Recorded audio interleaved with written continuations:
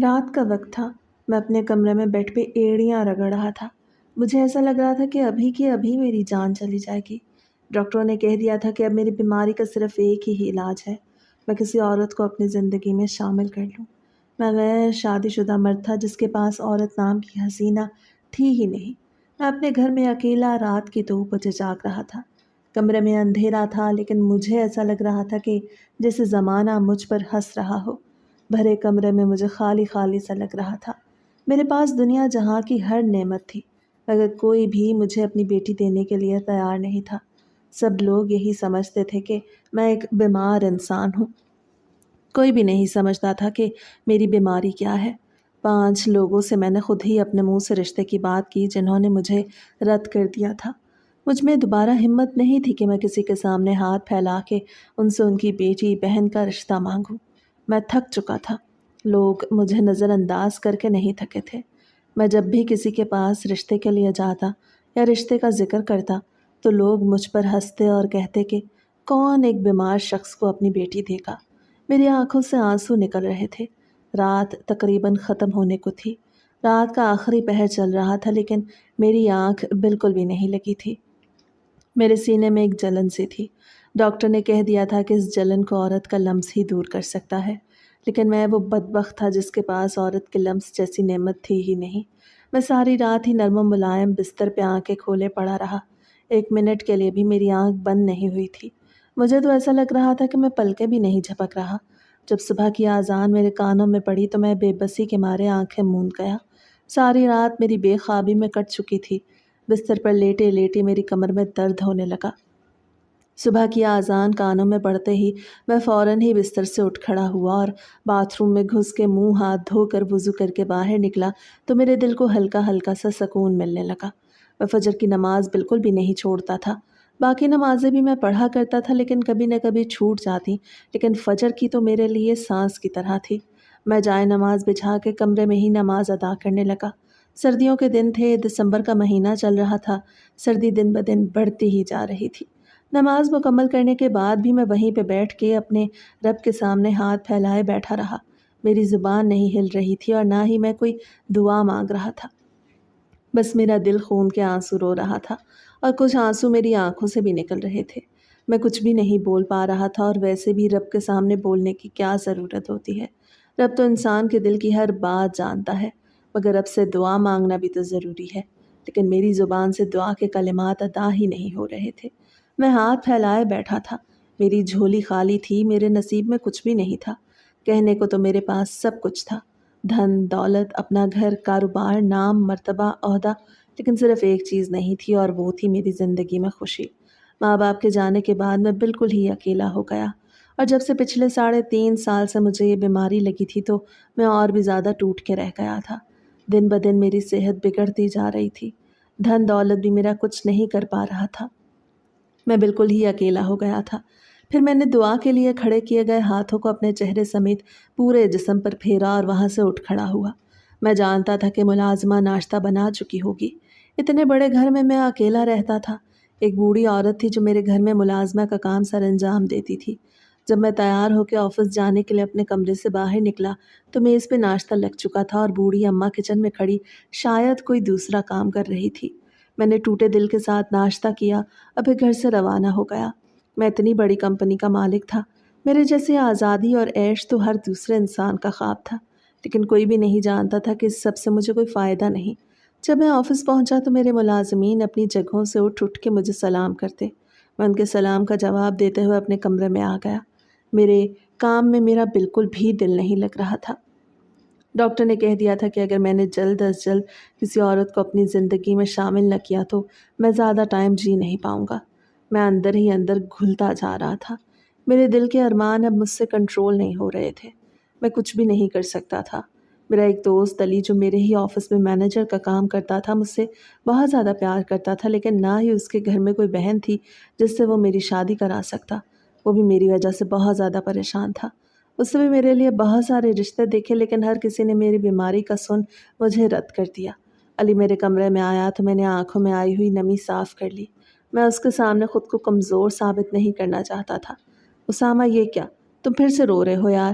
میں نے تم سے کہا تو ہے تم اپنا مقصد کسی ایسی عورت سے حاصل کر لو جو تم سے نکاح نہ کرے، بس تمہاری بیماری ہی ٹھیک ہو جائے۔ وہ پچھلے 1 ماہ سے میرے پیچھے پڑا ہوا تھا۔ وہ کہہ رہا تھا کہ میں کسی عورت سے ایسا تعلق قائم کر لوں جس میں نکاح نہ ہو، لیکن یہ مجھے منظور نہیں تھا۔ علی، یہ تم کیسی باتیں کر رہے ہو؟ میں ایسا بالکل بھی نہیں کر سکتا۔ میں مر جاؤں گا لیکن میں یہ نہیں کروں گا۔ میری جتنی بھی زندگی ہوگی میں ایسے ہی گزار لوں گا۔ ایک نہ ایک دن تو سب کو مرنا ہی ہے۔ میں نے گیلی آواز کے ساتھ کہا تو علی کرسی سے اٹھ کے آیا اور مجھے گلے سے لگا لیا۔ اسامہ، دوبارہ میں تمہارے منہ سے یہ بات نہ سنوں۔ آج تمہیں میری بات ماننی ہی ہوگی۔ مجھے ایک ایسی جگہ کے بارے میں پتہ چلا ہے جہاں پہ تمہاری بیماری دور ہو سکتی ہے۔ اس نے اپنی آنکھوں میں آئے آنسو صاف کیا اور مجھ سے کہا تو میں حیران رہ گیا۔ میں نہیں جانتا تھا کہ وہ کس جگہ کی بات کر رہا ہے۔ علی، تم کس جگہ کی بات کر رہے ہو؟ کیا وہاں پہ میری بیماری دور ہو سکتی ہے؟ میں نے اشتیاق میں کہا تو وہ مسکرانے لگا۔ میرے دوست، اب تمہیں یہ قدم اٹھانا ہی ہوگا۔ میں تمہیں یوں دن بدن مرتا ہوا نہیں دیکھ سکتا۔ تم آج شام کو میرے ساتھ وہاں پہ چلو گے اور پھر جیسا تمہارا فیصلہ ہوگا ویسے ہی کر لیں گے۔ علی نے میرے کندھے پہ ہاتھ رکھتے ہوئے یہ کہا اور پھر میرے کمرے سے باہر نکل گیا۔ میں اس سے پوچھنا چاہتا تھا کہ آخر ایسی کون سی جگہ ہے جہاں پر میری بیماری ختم ہو سکتی ہے اور میں اپنی زندگی گزار سکتا ہوں، لیکن وہ وہاں سے چلا گیا تھا۔ تو میں نے بھی صبر کر لیا۔ سارا دن ہی میں کام میں مصروف رہا۔ میٹنگ پہ میٹنگ تھی۔ میں اتنی بڑی کمپنی اکیلے چلا رہا تھا۔ ساری میٹنگز ختم ہوئی تو شام کا وقت بھی ہو گیا۔ میں گھر کے لیے روانہ ہونے لگا تو علی نے مجھے جانے سے روک دیا۔ وہ کہہ رہا تھا کہ میں آج اس کے ساتھ اس جگہ پہ چلوں، لیکن میں بہت زیادہ تھک چکا تھا۔ یار، میں تو کہتا ہوں کل چلیں گے، کل سنڈے کا دن ہے اور آفس بھی بند ہوگا، تو کل صبح ہی چلیں گے۔ میرا یہ کہنا تھا تو وہ مسکرانے لگا۔ یار، تم بہت بھولے ہو۔ ایسی جگہوں پہ شام کو جاتے ہیں نہ کہ صبح۔ بس تم آج ہی چلو۔ وہ میرا ہاتھ پکڑ کے مجھے لے جانا چاہ رہا تھا، لیکن میں اتنا تھک چکا تھا اور مجھے اپنے جسم میں درد بھی محسوس ہو رہا تھا۔ شاید میری بیماری پھر سے حملہ آور ہونے لگی تھی۔ میں نے علی سے معذرت کی کہ آج تو میں بالکل بھی نہیں جا سکتا۔ اگر کل صبح نہیں جا سکتے تو کل شام کو ہی چلیں گے۔ وہ مجھ پر زبردستی کر رہا تھا، لیکن پھر بھی میں نے اس سے اپنی بات منوا لی۔ پھر اپنی گاڑی میں بیٹھ کے گھر کی طرف روانہ ہو گیا۔ میں گھر آیا تو میرا بنگلہ اندھیرے میں ڈوبا ہوا تھا۔ میں جانتا تھا کہ خالہ سکینہ اس وقت یہاں نہیں ہوں گی۔ وہ مغرب کے بعد ہی چلی جایا کرتی تھیں۔ میرا کھانا بنا کے جاتی تھیں۔ گھر کی صفائی وغیرہ تو وہ صبح ہی کر دیتی تھیں۔ میں جاتے ساتھ اپنے کمرے میں گیا اور پھر فریش ہو کے کمرے سے باہر نکل آیا۔ میں کچن میں آیا تو میرا کھانا بالکل تیار پڑا تھا۔ میں اکیلے بیٹھ کے ہی کھانا کھانے لگا۔ مجھ جیسا بدبخت کوئی بھی نہیں ہوگا جو 32 سال کی عمر میں اکیلے زندگی گزار رہا ہوگا۔ میرے پاس ایسا کوئی بھی انسان نہیں تھا جو میرے ساتھ بیٹھ کے ہنسی خوشی باتیں کرتے ہوئے کھانا ہی کھا لے۔ میرا دل پھر سے بھر آیا۔ میرا دل چاہ رہا تھا کہ میں اڑ کے علی کے پاس چلا جاؤں، اس سے کہوں کہ مجھے لے چلے۔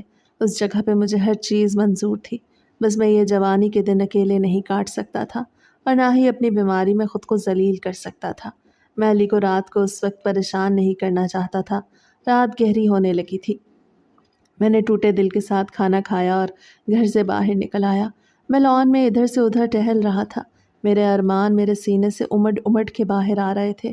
مجھے ایسا لگ رہا تھا کہ آج کی رات یوں اکیلے گزارنا میرے لیے بہت بھاری ہوگا۔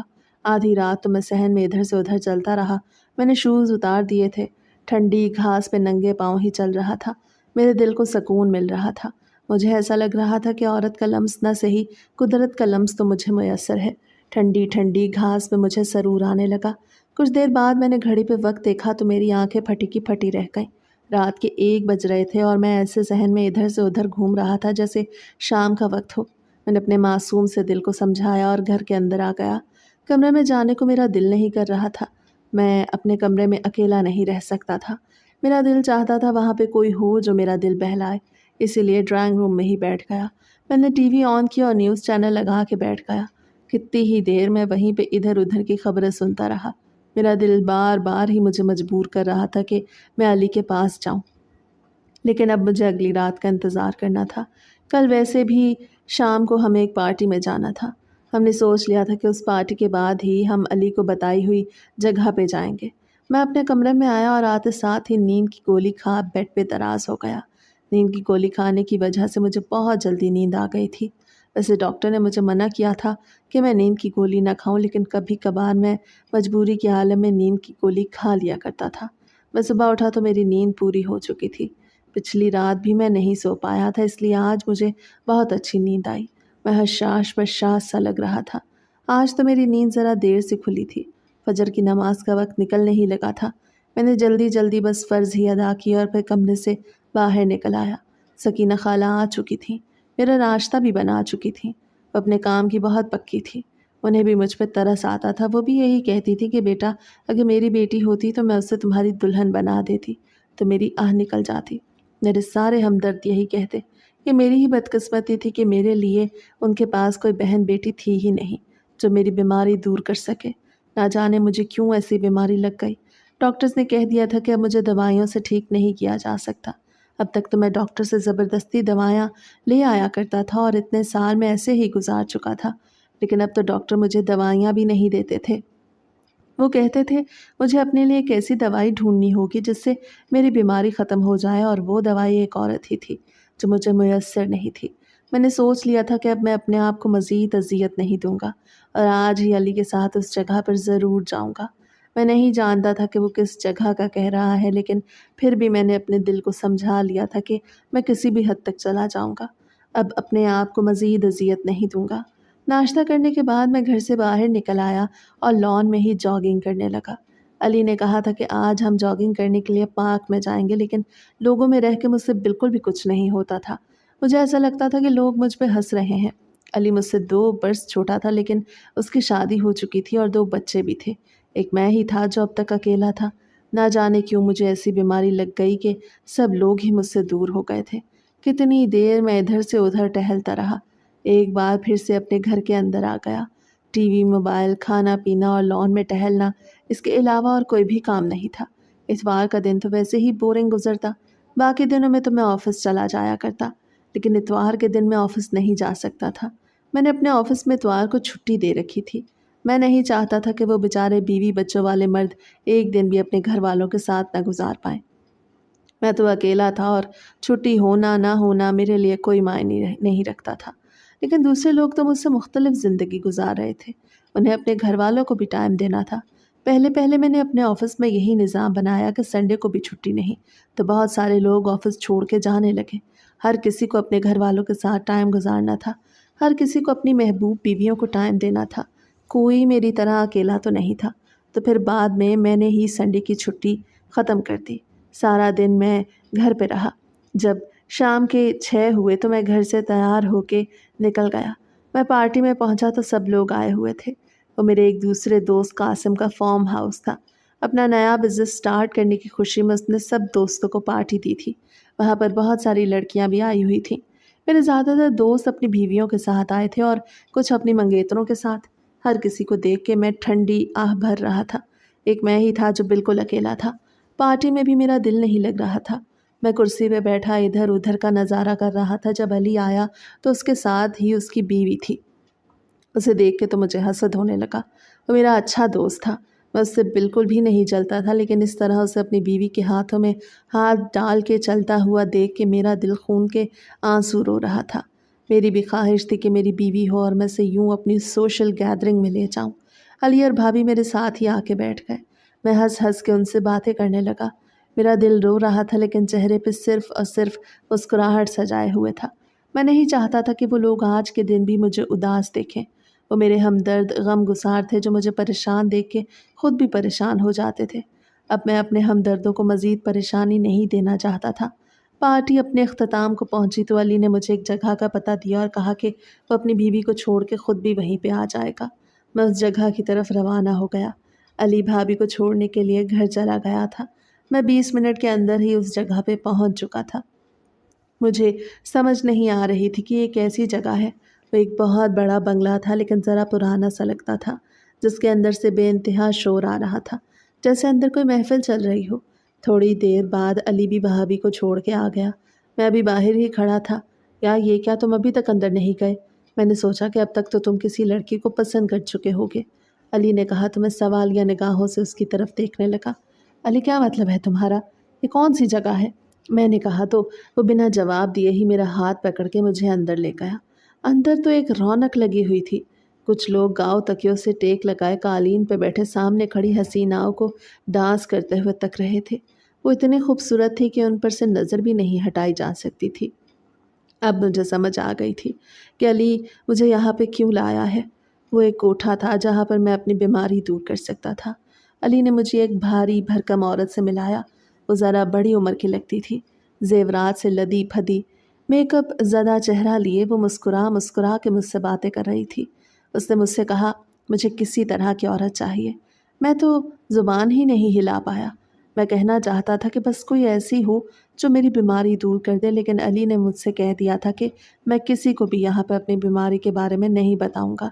ये ना हो कि ये लोग भी मुझे यहाँ से भगा दें। औरत मुझसे पूछ रही थी मगर मैं कुछ नहीं बोल रहा था, तो अली ने ही बोलना शुरू किया। नरगिस भाई, किसी ऐसी औरत का इंतज़ाम कर दो जो मेरे दोस्त के दिल के सारे गम दूर कर दे। जैसी भी हो, बस मेरे दोस्त को बहुत प्यार दे। अली ने संगीन तासुरात के साथ कहा तो वो औरत जिसका नाम नरगिस था मुस्कुरा के मेरी तरफ देखने लगी। साईं, मैं आपकी ताबेदार। आज ही एक औरत आई है जो है तो ज़रा बड़ी उम्र की, लेकिन वो आपके दोस्त की ख्वाहिशात बड़ी अच्छे से पूरे कर देगी। बस आप 15 मिनट इंतज़ार करें, मैं आपके लिए कमरा तैयार कराती हूँ। नरगिस बेगम ये कह के वहाँ से चली गई। मैं और अली दूसरे मर्दों के साथ गाँव तकियों के साथ टेक लगा के बैठ के वो रक़्स देखने लगे। मेरा दिल हौल रहा था, ना जाने वो कैसी औरत होगी और मेरे साथ वक्त गुजारना भी चाहेगी या नहीं। यही सोचते सोचते 15-20 मिनट तो गुजर गए, मगर वो औरत जिसका नाम नरगिस था अभी तक मुझे बुलाने के लिए नहीं आई थी। मैंने अली से कहा तो वो मुझ पे हंसने लगा। यार ज़रा सब्र कर लो, पहले तुम यहाँ पे आना नहीं चाहते थे और अब तुमसे सब्र नहीं हो रहा। इस तरह के कामों में ज़रा तो देर लगती है। वो तुम्हारे लिए ही कमरा सजा रही होगी, बस तुम ज़रा इंतज़ार कर लो। अली ने मुस्कुराते हुए कहा तो मैं भी मुस्कुराने लगा। मैं जानता था कि वो मुझे छेड़ रहा है, इसीलिए ही मुझे बिल्कुल भी गुस्सा नहीं आया। अली ने कहा था कि वो मुझे यहाँ पर छोड़ने के बाद ही घर वापस जाएगा। मुझे तो सुबह ही जाना था। थोड़ी देर बाद वो औरत आई और मुझे अपने साथ एक ऐसे कमरे में ले गई जो बहुत बड़ी नफासत से सजाया गया था। वहाँ पे एक औरत जो भारी भरकम जसामत की थी, इतनी हसीन लग रही थी कि उसे देख के ही मैं हैरान रह गया।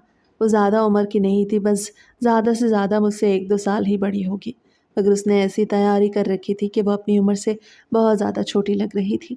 नरगिस भाई मुझे वहाँ पे छोड़ने के बाद बाहर निकल आई तो मैंने दरवाज़ा बंद कर दिया। वो औरत सोफ़े पे बैठी थी और दरवाज़ा बंद होते ही वो मेरी तरफ आई और मेरा हाथ पकड़ के मुझे बेड की तरफ ले गई। ना जाने उसकी क्या मजबूरी थी। मुझे ऐसा लग रहा था कि वो ये काम करना नहीं चाहती, लेकिन मजबूरी में कर रही है। मुझे हैरत हुई कि आखिर उसके साथ क्या मजबूरी है कि उसे ये काम करना गवारा है। मेरा दिल चाह रहा था कि मैं उसे अपनी बीमारी के बारे में सब बता दूँ, मगर अली ने कहा था कि अगर मैंने ऐसा किया तो मैं अपने पाँव पे खुद ही कुल्हाड़ी मारूंगा। इसलिए मैंने चुप साध ली। वो औरत मेरे चेहरे पे हाथ फेर रही थी, जिससे मुझे बहुत ज़्यादा सुकून मिल रहा था। मैं औरत के लम्स से आज तक ना आशना रहा। कॉलेज में भी मैंने कोई फ़ीमेल फ्रेंड्स नहीं बनाई और बिज़नेस संभालते संभालते जब मुझे शादी का ख़्याल आया तो मुझे एक ऐसी बीमारी लग गई कि कोई मुझे अपनी बेटी देने को तैयार नहीं था। लेकिन आज मैं शादी के बगैर ही अपनी बीमारी दूर करने वाला था। उस औरत के साथ वो रात मेरी ज़िंदगी की हसीन तरीन रात थी। उस औरत ने मुझे एक रात में इतना ज़्यादा खुश कर दिया कि मुझे ऐसा लग रहा था कि एक रात में ही मेरी सारी बीमारी ख़त्म हो गई। जब मैं सुबह अपने घर आया तो मैं बहुत खुश लग रहा था। घर आते ही सकीना खाला मुझसे पूछने लगी, बेटा तुम बहुत खुश दिखाई दे रहे हो। तो मैंने उनसे यही कहा कि मुझे अपनी ज़िंदगी की सबसे बड़ी खुशी मिल गई। तो वो सवालिया नज़रों से मेरी तरफ देखने लगी। तो मैंने उनसे कहा कि मुझे बिज़नेस में एक बहुत बड़ी डील मिली है। तो वो मुझे दुआएं देने लगी, अल्लाह तुम्हें मज़ीद कामयाबी अता करे। मेरे चेहरे से मुस्कुराहट अलग ही नहीं हो रही थी। मेरा दिल चाह रहा था कि मैं उड़ के दोबारा फ़ौज़िया के पास पहुंच जाऊं। वो इतनी हसीन और इतनी अच्छी थी कि एक रात में ही उसने मुझे अपना दीवाना बना दिया था। वक्त गुजरता जा रहा था। मैं 1-2 रातें मुसलसल उसके पास जाता रहा और फिर 2-3 दिन मैं बिल्कुल भी उसके पास नहीं गया। मैं काम में मसरूफ़ होकर रह गया। एक हफ़्ते बाद जब मैंने अपना चेकअप करवाया तो हैरान कुन तौर पे ये बात सामने आई कि मेरी बीमारी ख़त्म होने लगी थी। डॉक्टर समझ रहा था कि मैंने शादी कर ली। उसने कहा मैं बिल्कुल ही ठीक हो जाऊंगा, बस अपनी बीवी के साथ ताल्लुक़ कायम करता रहूं। मैं उसे कैसे बताता कि मैं अपनी बीवी के साथ नहीं बल्कि किसी गैर औरत के साथ ताल्लुक़ में हूँ। मैंने उससे ये बात छुपा ली। अब फ़ौज़िया के पास गए हुए भी मुझे 3-4 दिन गुजर चुके थे। मेरा दिल किया कि आज रात मैं उसके पास जाऊँ, लेकिन अंदर ही अंदर मेरा ज़मीर मुझे झिंझोड़ने लगा कि ये मैं किस काम में पड़ गया हूँ। मुझे ये सब नहीं करना था। میں تو عزت کے ساتھ شادی کرنا چاہتا تھا، لیکن کسی نے مجھے اپنی بیٹی ہی نہیں دی۔ میں نے علی سے مشورہ کیا تو وہ بولا، یار تم بالکل بھی اس بارے میں نہ سوچو، جب تک تم بالکل ٹھیک نہیں ہو جاتے تب تک اس جگہ پہ جاتے رہو، اور جیسے ہی تم ٹھیک ہو جاؤ تو پھر وہاں سے خود کو دور کر لینا، پھر تو کوئی تمہیں اپنی بیٹی دے ہی دے گا جب تمہاری ساری رپورٹس کلیئر ہوگی۔ علی نے مجھے سمجھایا تو مجھے اس کی بات ماننی پڑی، وہ ٹھیک ہی کہہ رہا تھا۔ میں نے اس کام میں قدم رکھ دیا تھا تو مجھے اپنی بیماری کو مکمل طور پہ دور کرنا تھا۔ شام کا وقت تھا، میں آفس سے واپس آ چکا تھا۔ میں نے سوچا کہ آج میں فوزیہ کے پاس ضرور جاؤں گا۔ آج میں بڑی اچھی سی تیاری کرنا چاہتا تھا۔ پہلے تو میں ایسے ہی چلا جاتا تھا، لیکن میں نے سوچا آج میں اتنا اچھا تیار ہو کے جاؤں گا کہ وہ بھی مجھے دل و جان سے پسند کر لے۔ میں تیار ہو چکا تھا۔ میں اب ڈریسنگ ٹیبل کے سامنے کھڑا اپنے آپ پہ پرفیوم کی شیشی خالی کرنے لگا۔ میں نے تقریباً پرفیوم کی آدھی بوتل اپنے جسم پہ چھڑک دی، اور پھر جب گھر سے باہر نکلا تو مجھے ایسا لگ رہا تھا کہ مجھ جیسا خوش نصیب تو کوئی اور ہے ہی نہیں۔ میرا دل چاہ رہا تھا کہ میں اڑ کے فوزیہ کے پاس چلا جاؤں۔ میرا گھر اس کوٹھے سے آدھے گھنٹے کے مسافت پہ تھا۔ آدھے گھنٹے کا فاصلہ میں نے 20 منٹ میں طے کیا۔ جب میں وہاں پہ پہنچا تو محفل سجی ہوئی تھی، لیکن مجھے اس محفل میں نہیں بلکہ اپنی محفل میں جانا تھا، جہاں پر فوزیہ اور میرے علاوہ اور کوئی بھی نہیں ہوتا تھا۔ وہ دل و جان سے مجھے پسند آ گئی تھی۔ اس کی سب سے بڑی بات یہ تھی کہ سب سے پہلے وہ میرے حصے میں آئی تھی۔ میں جیسے ہی اس کمرے میں گیا تو ہماری لذت کا امین تھا تو فوزیہ پہلے سے ہی تیار کھڑی تھی۔ میں نے آنے سے پہلے کال کر دی تھی کہ میں آج آنے والا ہوں۔ میرے وہاں پر پہنچتے ہی وہ دوڑ لگا کے میری طرف آئی اور مجھے گلے سے لگا لیا۔ وہ مجھ سے شکایت کر رہی تھی کہ میں اتنے دن کیوں نہیں آیا۔ جانے من میں کام میں زیادہ مصروف تھا۔ تم بتاؤ، کیا تم نے مجھے مس کیا؟ میرا یہ کہنا تھا کہ وہ مجھے اپنے سینے میں بھیج گئی۔ صاحب جی، میں تو انگاروں پہ لوٹتی رہی۔ میرا تو دل چاہ رہا تھا کہ میں اڑ کے آپ کے پاس آ جاؤں۔ جیسے ہی اس نے صاحب جی کہا تو مجھے بالکل بھی اچھا نہیں لگا۔ فوزیہ، میں نے تمہیں پہلے بھی کہا تھا کہ تم میرا نام لیا کرو۔ میرا نام اسامہ ہے، تو مجھے صاحب جی مت کہا کرو، مجھے اچھا نہیں لگتا۔ میں نے یہ کہا تو وہ میرے چہرے پہ ہاتھ پھیرتے ہوئے مجھے اسامہ کہنے لگی، تو میرا دل خوش ہو گیا۔ وہ میری ہر ایک بات کو فوراً سے مان لیا کرتی، لیکن بار بار ہی وہ میرا نام بھول کے مجھے صاحب جی کہنے لگتی۔ شاید ان کے کام میں یہ سب شامل تھا۔ اس نے آج سرخ کلر کی شلوار قمیض پہن رکھی تھی۔ اس کے لمبے گھنگریالے بال کمر سے نیچے تک جا رہے تھے، جو ہلکے ہلکے گیلے تھے۔ شاید وہ بھی نہا کے آئی تھی۔ اس کے ہونٹوں پہ لگی لال رنگ کی لپسٹک تو مجھے اپنی گرفت میں لے رہی تھی۔ نیلی آنکھوں میں بس ڈوبتا ہی جا رہا تھا۔ میں 3-4 دن بعد اسے دیکھ رہا تھا۔ مجھے ایسا لگ رہا تھا کہ اس جیسی حسین ترین عورت میں نے زندگی میں کبھی دیکھی ہی نہیں۔ آنکھوں میں ڈلا ہوا کاجل مجھے ادھر ادھر دیکھنے نہیں دے رہا تھا۔ میں اس کی آنکھوں میں ڈوبتا جا رہا تھا۔ وہ میری آنکھوں میں دیکھ رہی تھی اور میں اس کی آنکھوں میں دیکھ رہا تھا۔ وہ مجھے تھام کے صوفے کی طرف لائی اور میرے قریب ہو کے بیٹھ گئی۔ اس نے میرے کندھے پہ سر رکھا ہوا تھا۔ صاحب جی، مجھے ایک بات تو بتائیں، آپ نے اب تک شادی کیوں نہیں کی؟ وہ ایک مرتبہ پھر سے مجھے صاحب جی کہہ رہی تھی، لیکن اس بار میں نے اسے نہیں ٹوکا۔ میں اس کے سوال پہ دھیان دینے لگا۔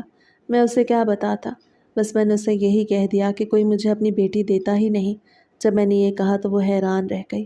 صاحب جی، آپ اتنے اچھے ہیں، کوئی کیوں آپ کو اپنی بیٹی نہیں دیتا؟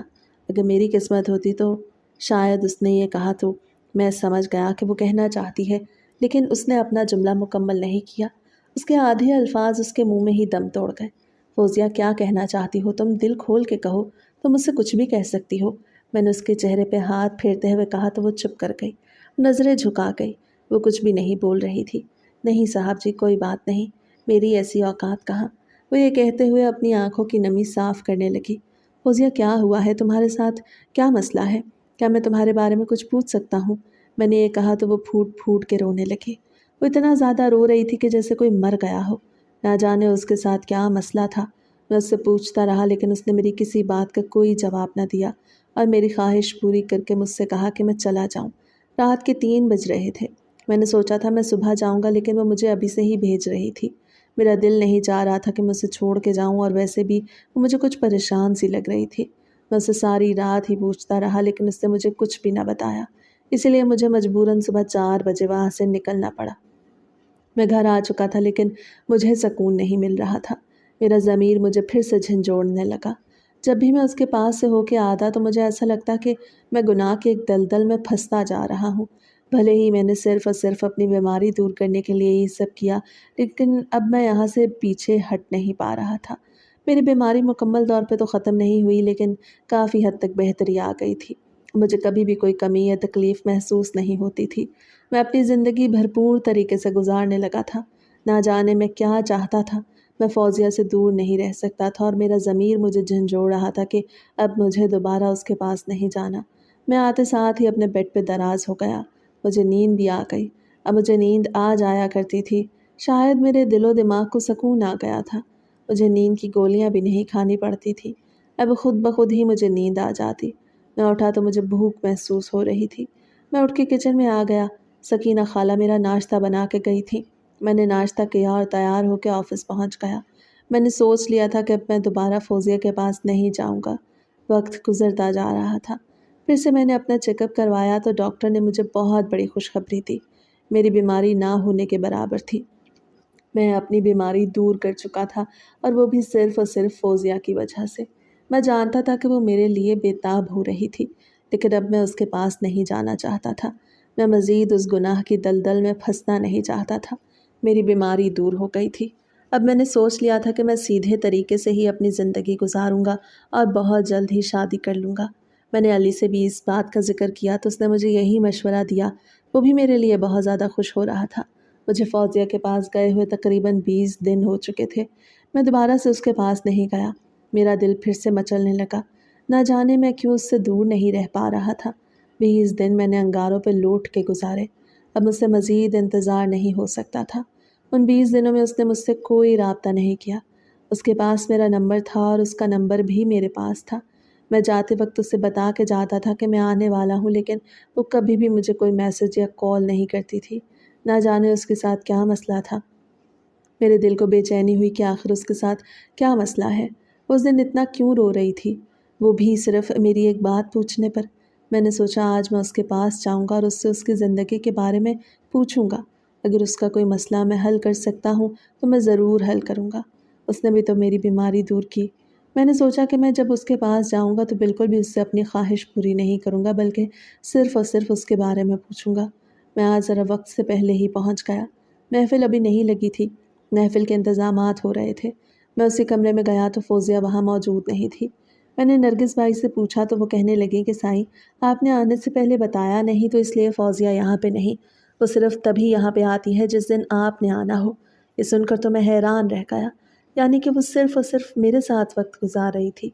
मैंने नरगिस बेगम से उसका एड्रेस लिया और उसके घर पहुँच गया। वो एक टूटा-फूटा सा घर था। मैंने दरवाज़े पर दस्तक दी तो किसी ने भी दरवाज़ा नहीं खोला। मैं बार-बार दरवाज़े पे दस्तक देता रहा, मगर कोई भी दरवाज़ा नहीं खोल रहा था। मुझे मजबूरन वापस लौटना पड़ा। मैं गाड़ी में दोबारा अपने घर आ गया। रात गहरी होने लगी। मैं फ़ौज़िया की याद में खो सा गया। ना जाने वो कहाँ चली गई थी। मुझे लग रहा था कि शायद नरगिस बेगम ने ही मुझे गलत एड्रेस दे दिया। आखिर वो एक ऐसे टूटे-फूटे घर में कैसे रह सकती है? मेरा दिमाग साईं-साईं करने लगा। मैं किसी भी नतीजे पे नहीं पहुंच पा रहा था। मैंने नरगिस को कॉल किया और उससे कहा कि वो फ़ौज़िया से राब्ता करे। उससे कहे कि वो कल रात कोठे पे मौजूद हो, मुझे उसके पास आना है। सारी रात ही मुझे नींद ना आई। मेरी नींद फिर से उड़न-छू हो गई। मैं फिर से अकेला महसूस करने लगा। मैं तो समझ रहा था कि उससे जुदा होके मैं अपनी ज़िंदगी गुजार लूँगा। मैं नहीं जानता था कि अब मैं उससे जुदा रह ही नहीं सकता था।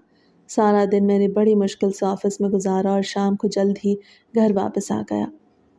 फिर तैयार होकर एक मर्तबा फिर से कोठे पे पहुंच गया। मैं वहाँ पे गया तो मेरी खुशी की इंतहा न रही। फ़ौज़िया वहाँ पे आई हुई थी। फ़ौज़िया, मैं कल तुम्हारे घर गया था, लेकिन किसी ने भी दरवाज़ा नहीं खोला। आखिर क्या मसला है तुम्हारे साथ?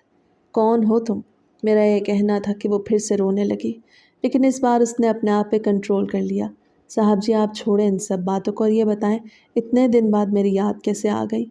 वो डूबते के पल्लू से अपने आंखें रगड़ते हुए बोली तो मुझे हैरत हुई कि आखिर उसके साथ ऐसा क्या मसला है कि वो घर के बारे में पूछने पे रोने लग जाती है। फ़ौज़िया, आज मैं तुम्हारे साथ अपनी ख्वाहिश पूरी करने के लिए नहीं, बल्कि तुम्हारा मसला पूछने के लिए आया हूँ। आज तो तुम्हें बताना ही होगा कि तुम्हारे साथ क्या मसला है। तुम क्यों हर वक्त उदास उदास सी रहती हो? मेरा ये कहना था कि वो मुस्कुराने लगी। साहब जी, आप छोड़ें इन बातों को। मुझ जैसी बदबख्त की बातें सुन के आप भी परेशान हो जाएंगे। उसने चेहरे पे मस्नूई मुस्कुराहट सजा के कहा तो मुझे हैरत का झटका लगा। ना जाने वो क्या कहना चाहती थी। फौजिया, तुम क्या कहना चाहती हो? सीधा सीधा कहो, मुझे कुछ भी समझ नहीं आ रही। तुम नहीं जानती तुमने मेरी कितनी बड़ी मुश्किल आसान की है। मैं तुम्हारी मुश्किल आसान करना चाहता हूँ। अगर तुम मुझे ज़रा बराबर भी अपना समझती हो तो मुझे अपने बारे में आज ही सब कुछ सच सच बता दो। मैंने उसका हाथ थाम के उसे बेड पे बिठाया और खुद भी उसके पास ही बैठ गया। तो वो मेरे कंधे पर सर टिका गई। जब उसने मुझे अपनी सारी दास्तान सुनाई तो मैं हैरान रह गया। वो तो मुझसे भी ज़्यादा बड़ी मुश्किल में थी। एक मैं था जो समझता था कि मुझसे बड़ी मुश्किल तो किसी पे है नहीं। मेरी मुश्किल ख़त्म हो चुकी थी, लेकिन उस बेचारी की मुश्किल अब भी ख़त्म नहीं हुई थी। फौजिया, मैं तुमसे एक बात करना चाहता हूँ। मैं चाहता हूँ कि तुम सोच समझ के ही जवाब दो। मैंने ये कहा तो वो सवालिया नज़रों से मेरी तरफ देखने लगी। फौजिया, मैं तुमसे शादी करना चाहता हूँ। मैं तुम्हारे बगैर नहीं रह सकता और ना ही ये नाजायज़ रिश्ता दोबारा कायम करना चाहता हूँ।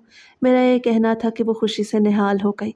उसकी आंखों से आंसू अब भी निकल रहे थे, लेकिन वो आंसू खुशी के थे। साहब जी, ये तो मेरी खुश नसीबी होगी कि मुझ जैसी बदबख्त और बद किरदार को आप अपनी ज़िंदगी में शामिल करेंगे। उसने ये कहा तो मैंने उसके मुंह पे हाथ रख दिया। नहीं फौजिया, तुम ये बिल्कुल भी मत कहो कि तुम बद किरदार हो। तुम्हारे हालात ने ही तुम्हें यहाँ तक पहुँचाया है, और मेरे अलावा तुमने आज तक किसी के साथ भी वक्त नहीं गुजारा, तो मैं कैसे तुम्हें गलत कहूँ। गलती तो मेरी है।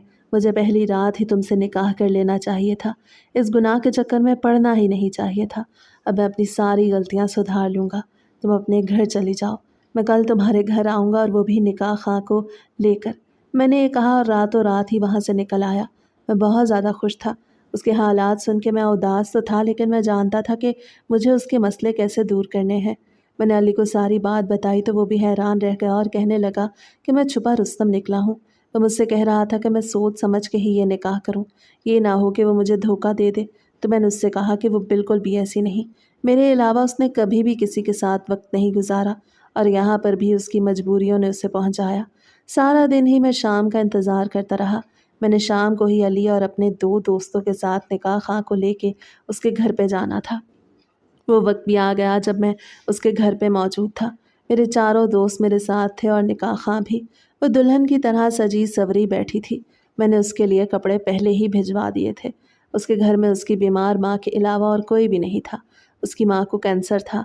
पैसे ना होने की वजह से उनका इलाज भी नहीं होता था, इसलिए वो बेचारी इस काम में पड़ गई थी। आज तक उसकी शादी भी इसी वजह से नहीं हुई थी कि गुर्बत की वजह से कोई उससे शादी नहीं करना चाहता था। निकाह हुआ तो वो फूट फूट के रोने लगी। मैंने सबके सामने ही उसके माथे पे बोसा लिया तो वो खामोश होकर रह गई। मेरी मोहब्बत ने उसके आंसू बहाने से रोक दिया। उसकी माँ कुछ नहीं जानती थी कि वो क्या काम करती है। वो तो बिस्तर से उठ भी नहीं सकती थी। आज वो खुश दिखाई दे रही थी। फौजिया ने मुझे कहा कि वो पहले हर वक्त रोती रहती थी। जब मैंने उनसे कहा कि आज मेरा निकाह है तो वो बहुत ज़्यादा खुश हो गई और मुझे दुआएं देने लगी। फौजिया की अम्मी दिल की बहुत अच्छी थी, वो मुझे बहुत ज़्यादा दुआएं दे रही थी। जब मैंने फौजिया की वो बात कही जो मैंने सोच रखी थी तो वो मेरे कदमों में गिर गई।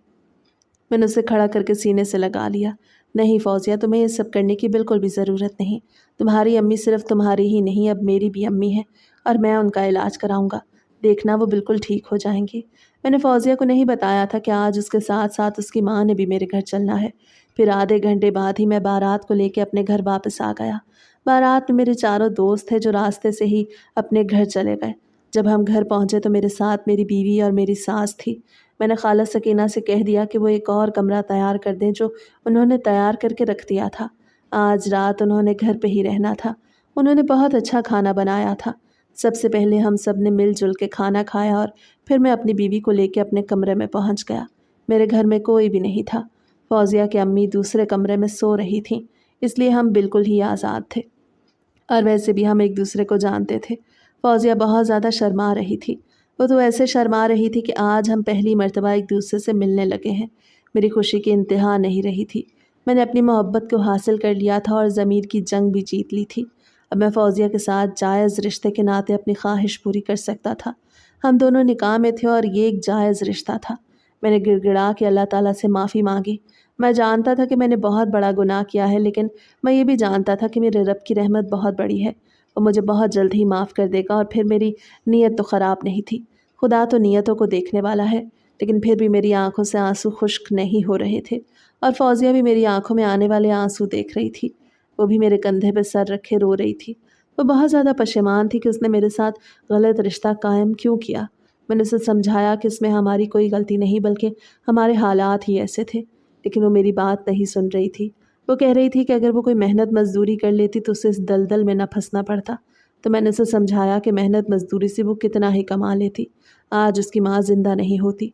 गर्ज़ ये कि हम दोनों से बहुत बड़ी गलती हुई थी जिसे अब हम सुधार भी चुके थे, लेकिन हमारे दिलों पे एक बोझ था। मैं फौजिया को समझा रहा था, लेकिन मेरे अपने दिल का भी बोझ हल्का नहीं हो रहा था। फिर हम दोनों मियाँ बीवी ने मिल के शुक्राने के नवाफिल अदा किए और गिड़गिड़ा के अपने रब से दुआएं मांगी।